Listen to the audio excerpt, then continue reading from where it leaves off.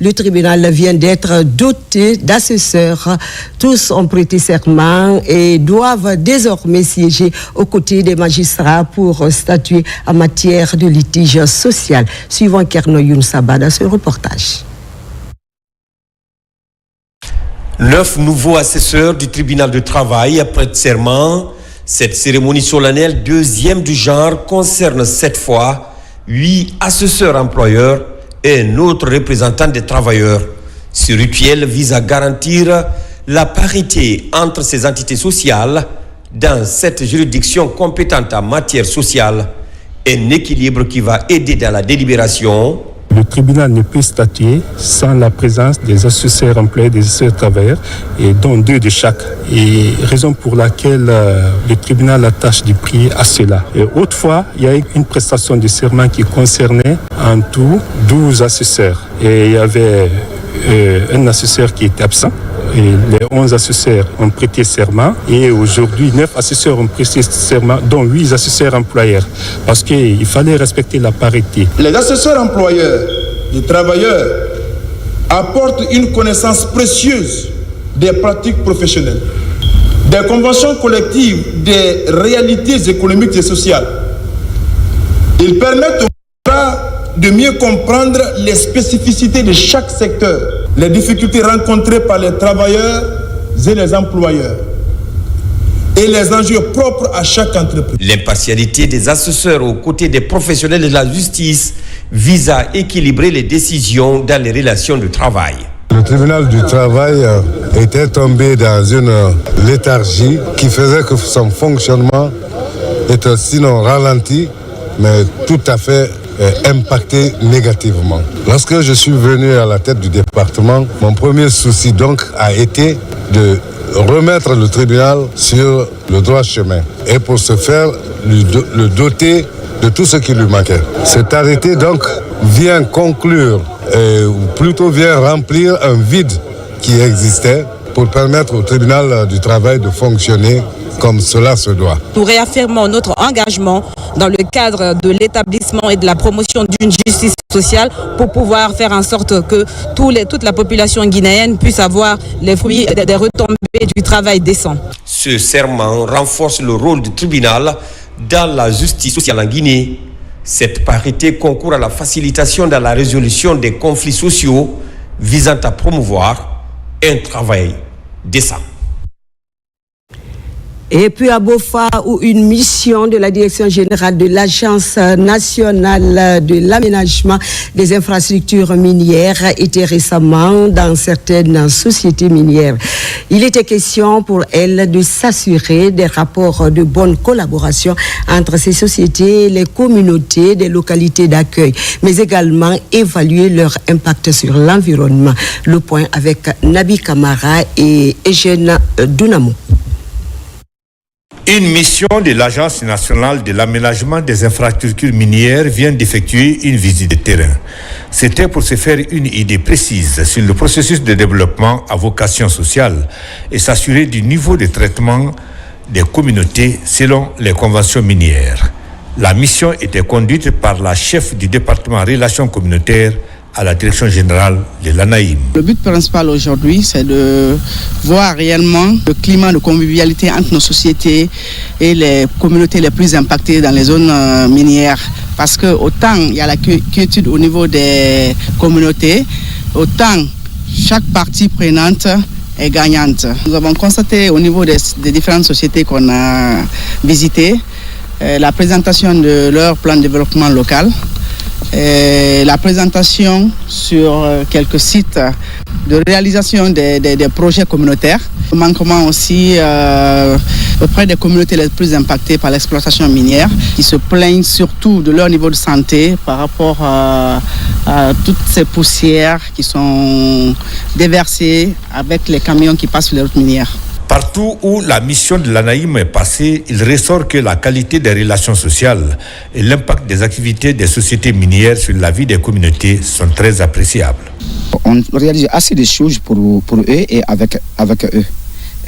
En termes d'infrastructures, nous avons réalisé le centre culturel pour la jeunesse, les écoles les postes de santé et nous interagissons aussi dans le domaine d'addiction d'eau potable, en réalisant des forages pour eux.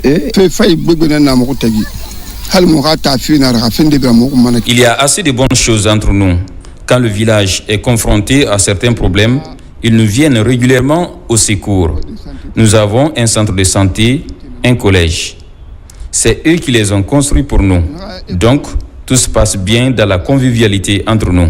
Les responsables des sociétés minières visitées et les communautés riveraines sont unanimes à reconnaître que leur bonne collaboration est le gage certain pour leur épanouissement.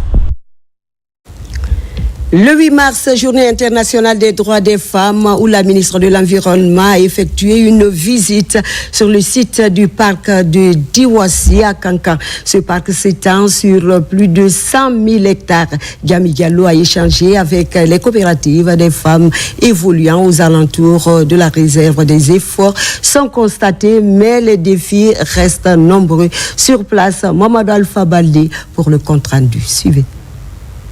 À plus de 70 km de la commune urbaine de Kankan, la sous-préfecture de Sabadou Branama. La localité abrite le parc de Diwasi, l'un des tout derniers refuges fauniques de la région de la savane. Pour limiter la pression sur les écosystèmes, les promoteurs du parc accompagnent plusieurs femmes. Elles sont organisées autour de 4 groupements principaux et produisent plusieurs produits comme le maïs, le savon, le beurre de karité et la pâte d'arachide. À l'occasion de la Journée internationale des droits des femmes, la ministre de l'Environnement et du Développement durable échange avec ces courageuses dames de Branama. Ici, nous produisons beaucoup de choses, comme vous le voyez. Nous avons aussi bénéficié de la formation en saponification, en couture et en séchage de certains produits.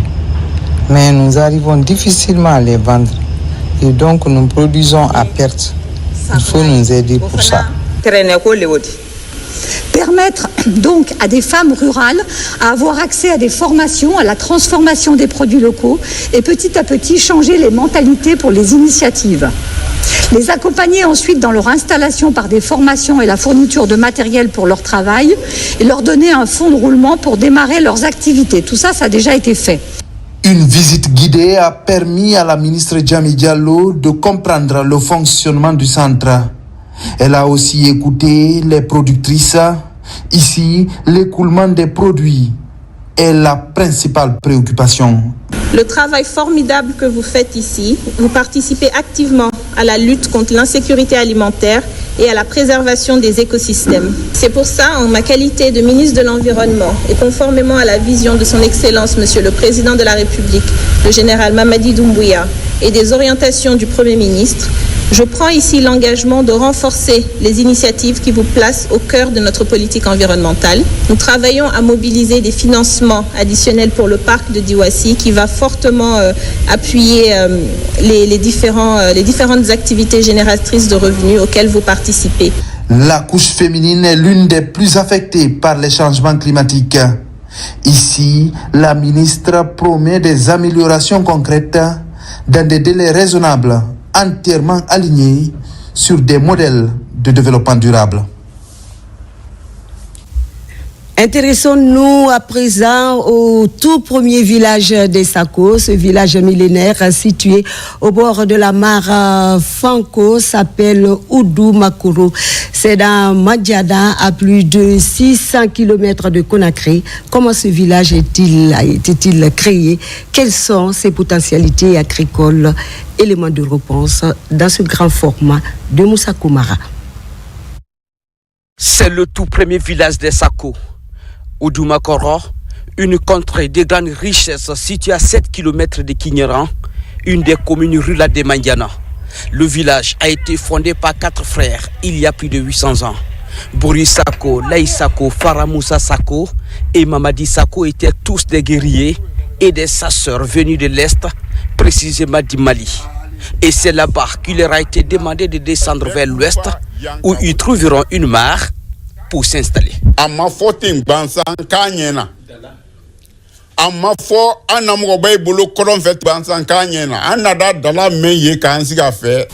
n'a pas été dit au hasard à nos ancêtres de venir s'installer au bord de la mare. Il a été prédit que là qu'ils auront de la prospérité, le bonheur. Et quand ils l'ont découvert, ils ont compris. Car aux berges de cette mare, la production agricole, la pêche était meilleure. Aucun village de la savane ne pouvait se comparer aux résultats des productions vivrières. Tous les 7 villages de Sako étaient nourris à partir d'ici. Donc, Oudumakoro est une terre de prospérité. Cette mare sacrée Fanko, longue de 2 km, faisait la fierté de ces villages. Sur sa berge fertile, chaque famille a un périmètre pour la culture maraîchère. Tous les gens, des retrouvailles étaient organisés autour pour pêcher des poissons. Mais à cause du tarissement, ces moments de fête et de joie sont abandonnés aux grandes dames des habitants. L'eau ne dure plus dans la mare et le poisson vient à cause de l'eau. À notre enfance, nous venions pêcher ici au mois de mai. Si vous voyez que je doudine de la tête, notre mare sacrée Fanko ne donne plus.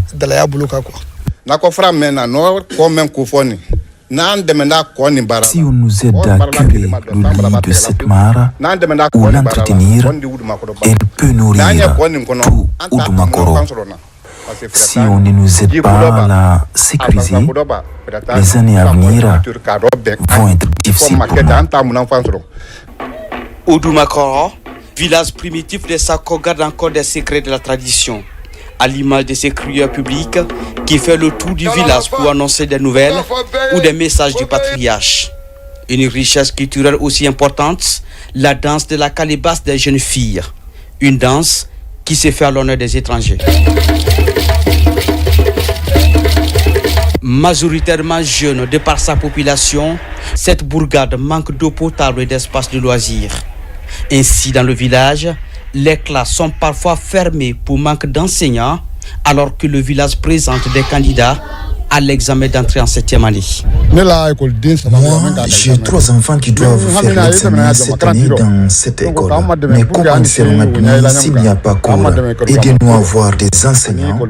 On souffre. Quand je viens regarder le bâtiment, je viens regarder l'école est fermée, j'ai les larmes aux yeux. Parce que nous, on vient de là. Sans ça, nous ne serions jamais en France. Sans ça, je ne parlerai jamais devant vous.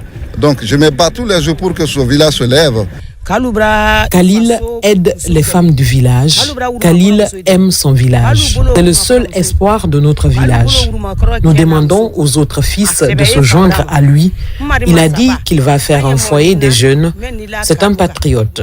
Il le fera. Autre difficulté à Oudumakoro, le manque d'infrastructures juvéniles. Sur ce site, les habitants espèrent construire un foyer de jeunesse pour limiter l'exode rural et la fuite des cerveaux. Mais les moyens sont limités. Des agrégats sont mobilisés en attendant de l'aide. Ces fils ressortissants devenus le symbole de l'empathie s'engagent à bâtir un centre multifonctionnel où la jeunesse pourrait s'épanouir. Je ferai ce que je veux et je cherche toujours aussi d'être accompagné de mes propres fonds. Et dans les 12 mois à venir, je veux commencer ce projet. Donc je veux que l'année prochaine, quand nous serons là, soit le projet est terminé, ou soit nous sommes à un niveau bien avancé. Ce village historique des Sako, avec son riche patrimoine culturel et sa plaine abondante, a besoin d'un soutien fort à tous les niveaux pour sauver sa mare sacrée et l'éducation des enfants bafoués pour faute d'enseignants. Comara, deuxième titre de cette édition, le CHU Donka s'achemine vers l'ouverture d'un service de maternité. Ce service doit disposer de matériel de pointe et d'un personnel hautement qualifié pour garantir des accouchements sécurisés et une prise en charge efficace des bébés. Récemment, le ministre de la Santé a reçu 29 couveuses de la part du groupe Topaz pour aider à l'opérationnalisation de ce service. Un geste hautement apprécié, n'est-ce pas, Kerno Ousmane Gallo? On t'écoute. Ce sont des équipements médicaux essentiels en matière de prise en charge des nouveau-nés, notamment les enfants prématurés. Des couveuses offertes au CHU Donka par la société Topaz dans le cadre d'une mobilisation du secteur privé initiée par le ministre de la Santé afin de soutenir le système de santé. La naissance prématurée est un problème de santé publique inquiétant. Pour donner une chance aux bébés prématurés, la société Topaz Multi-Industrie a pris l'initiative de s'inscrire encore une fois dans la vision du CNRD et du gouvernement en accompagnant le ministère de la Santé et de l'Hygiène publique à travers ce don de 29 incubateurs. La réception de ce don par Monsieur le ministre de la Santé est plus que de la responsabilité sociale de Topaz. C'est un geste qui va au-delà car permettra de sauver davantage de vies d'enfants qui sont la relève et l'avenir de la Guinée. Ces couveuses feront partie du dispositif de la CHU Donka dans l'amélioration de la santé infantile et néonatale. En ligne de mire, l'ouverture prochaine du service de maternité qui sera l'un des joyaux du CHU Donka.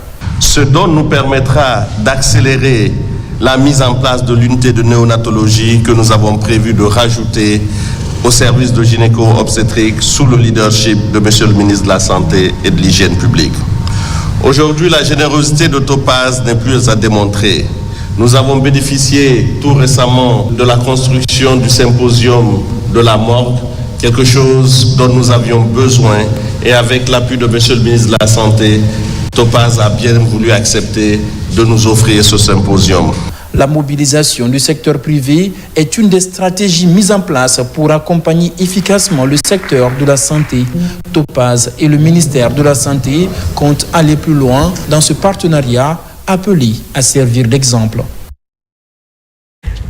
Merci à la société Topaz. Fin à Conakry du forum d'émergence économique, d'émergence magazine. L'heure est au bilan de l'événement qui récompense les acteurs de l'économie guinéenne. Devant la presse, les organisateurs se sont retrouvés pour tirer les leçons dans l'ensemble. Cette troisième édition s'est déroulée sur une note de satisfaction, précisent les organisateurs dans le reportage de Alpha Isiagaba que je vous demande de suivre.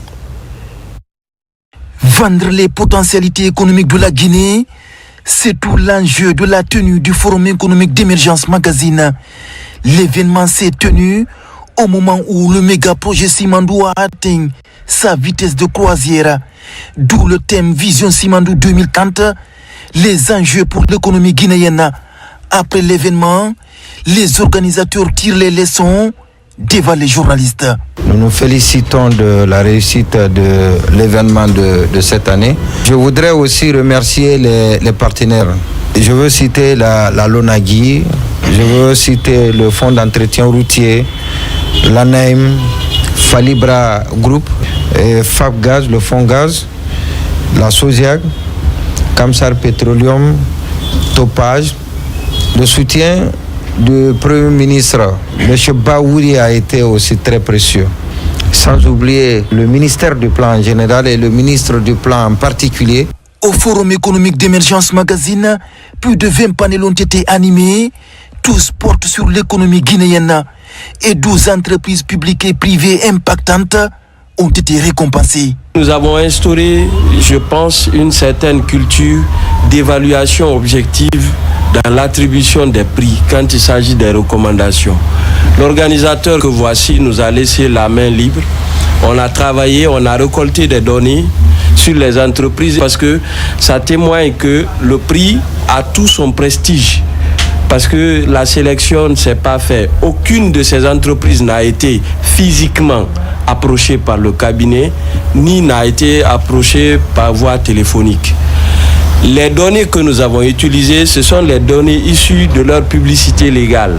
Le prix spécial de la rédaction d'Émergence Magazine Awards a été dédié au président de la République, général Mamadi Doumbouya. Cependant, le prix du meilleur management est revenu au directeur général de la société de gestion aéroportuaire après l'édition qui a comblé les attentes. Rendez-vous est donné en 2026 pour la 4e édition. Religion à présent pour parler de la tenue d'une cérémonie de Fidao à Nongo dans la commune de Ratoma. Elle est organisée par plusieurs activistes. L'objectif est clair, prier pour la stabilité de notre pays, la Guinée. Le récit avec Mikini Moussa Kamara. Cérémonie de Fidao à Nongo en guise de mémoire aux aïeux. Des prières sont formulées pour le repos de leur âme. Au cours de cette cérémonie rituelle, des vœux sont formulés en faveur de la consolidation de la paix en Guinée. C'est une cérémonie pour rendre hommage et pour prier pour nos devanciers, pour nos parents qui nous ont quittés, qui ne sont plus de ce monde. Mais c'est aussi une cérémonie pour tous les Guinéens, pour notre pays aussi, pour consolider la paix et l'unité nationale et la cohésion dans notre pays. Et nous sommes très heureux parce que ce Fidao s'est très bien passé. Les imams sont venus en grand nombre. Le Coran a été lu, comme ça se passe souvent dans notre pays. Les imams nous ont rappelé que la principale boussole de notre pays, c'est notre religion.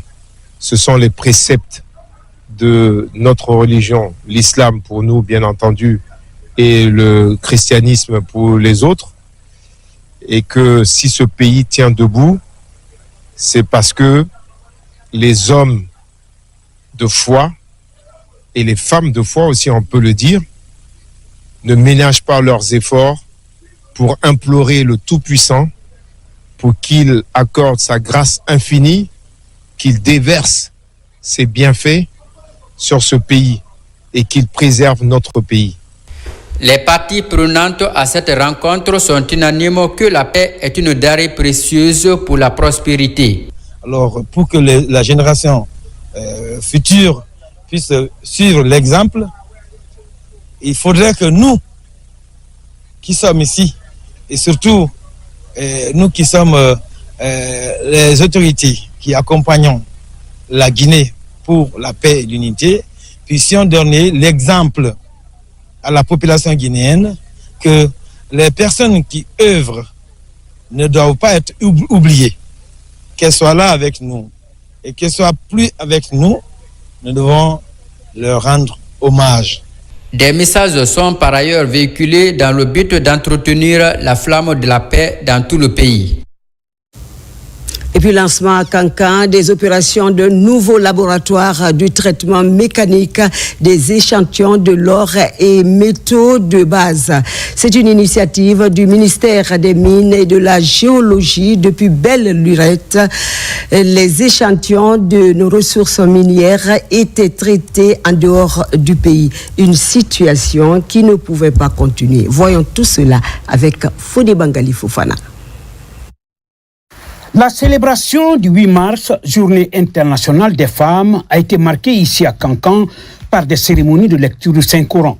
Le mois saint de Ramadan étant un mois de pénitence et de dévotion pour les fidèles musulmans. C'est au centre culturel de Kankan que le ton a été donné hier 7 mars 2025, où les femmes de Nabayas se sont donné rendez-vous.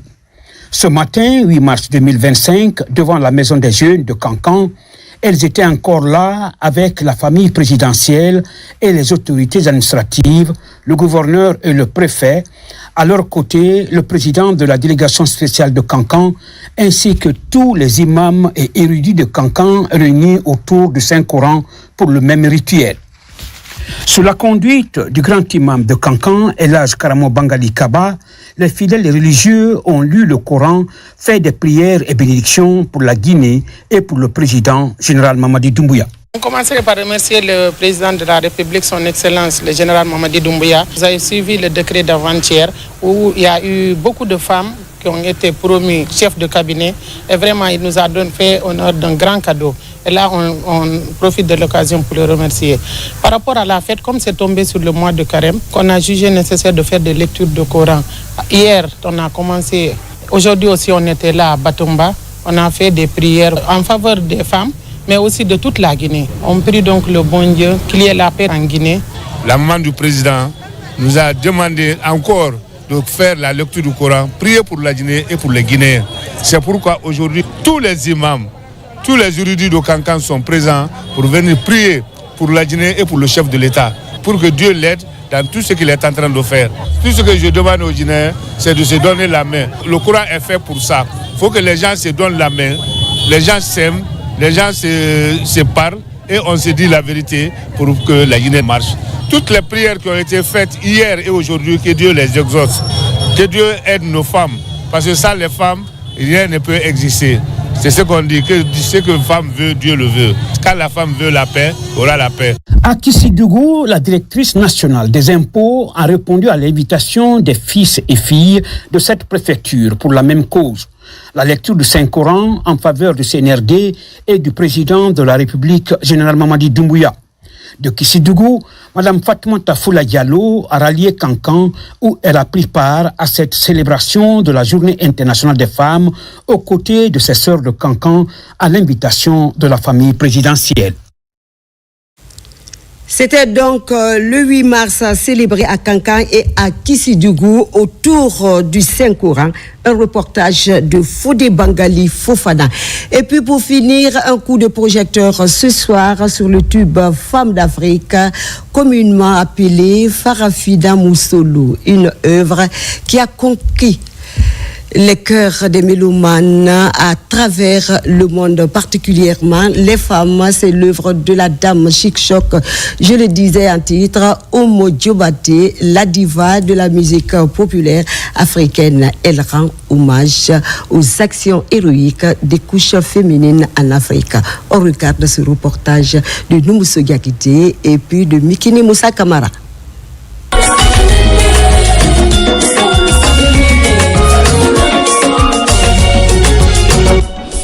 Le tube Femme d'Afrique ou Farafina Moussolou est l'œuvre fétiche de l'artiste Hadja Oumou Diobate. Ce single relate les conditions de vie des Africaines dans leur foyer. Il a été enregistré en 1995 au studio JBZ à Abidjan et remixé une fois. Ce tube est une autoproduction de son interprète après des spectacles réussis au Burkina Faso. Je viens du Burkina comme ça. Je suis venu avec un peu d'argent. Donc je peux faire autoproduction. Mon neveu m'a dit, est-ce que tu vas faire ça? Tu seras d'accord avec ton producteur Silar Production à Paris? J'ai dit oui, je vais l'appeler. J'ai appelé Silla. Je lui ai dit, Silla, je suis à Abidjan et j'ai un peu d'argent sur moi. Je veux faire une autoproduction. Est-ce que c'est possible? Il dit oui, c'est possible si tu me donnes la distribution en France ici.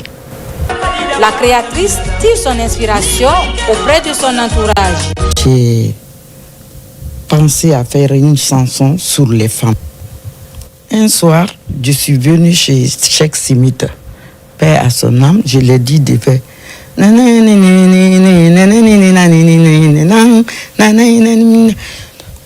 Au fait, Femme d'Afrique est venue dans Sarat et Folabeigne.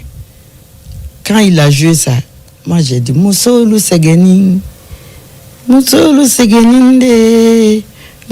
Segeninde, Farafina Moussolo Toroni. C'est comme ça on a commencé petit à petit. Entre-temps, on m'a appelé encore Ibrahim Djiga, un journaliste burkinabé pour le festival Fespaco. Je suis parti là-bas et j'étais chez mon cousin, Mamadi Koïta. Sa femme était enceinte. Quand elle nous a servi à manger, elle était fatiguée. Elle-même, elle ne pouvait pas manger tellement qu'elle était fatiguée. J'ai dit, la chanson que moi j'ai en train de préparer là, c'est ça même. Madina Senintinya. Là, quand je suis revenu à Abidjan, j'ai rajouté Mousso Manakonota, Hankasi Karo Konondoro. Le jour que tu vas accoucher, c'est ce jour-là que tu vas dire, demain Konoroni, Adike comment le dit, Adike Fato le dit, tu sais pas. Donc, j'ai mis ça dedans. Quand j'étais à Abidjan là-bas aussi, en pleine répétition, on m'a appelé que le grand frère de Tiranké Sidimé est décédé qu'il a fait le foot 14 heures, qu'il a fait une crise sur le terrain là-bas, qu'on l'a amené à l'hôpital, qu'il est décédé. J'ai rajouté ça aussi. Nous connaissons télé d'Ombora, c'est l'ifana télé d'Ombarabo. Anyandine nous corrosia et kanatolun que la télé koro. Et ma voisine à Bobo Gulasso, on m'a appelé aussi ko dim fanambrawa jiwero. Folon kono jiro Bobo Gulasso. J'ai rajouté ça aussi. Nous ka dini nous corrosi al kanatolun que folon kono jilu kono parce que ji wala din siamandi. C'est comme ça que j'ai chanté Femme d'Afrique. Le succès de l'œuvre a dépassé l'entendement de son auteur. Ça fait plaisir que tu entends ton travail un peu partout dans le monde. Et partout, quand c'est la fête des femmes, c'est Femmes d'Afrique qu'on met. Parce que ça parle toutes les difficultés des femmes. Donc si ça prend d'ampleur comme ça ne me fait que réjouir. Moi-même, je ne pensais pas que ça allait partir loin comme ça.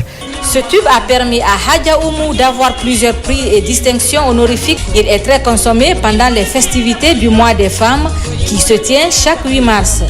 Grâce à ce titre, l'artiste est choisi par le comité d'organisation de la 17e édition des 72 heures du livre comme l'icône majeure de ce rendez-vous littéraire.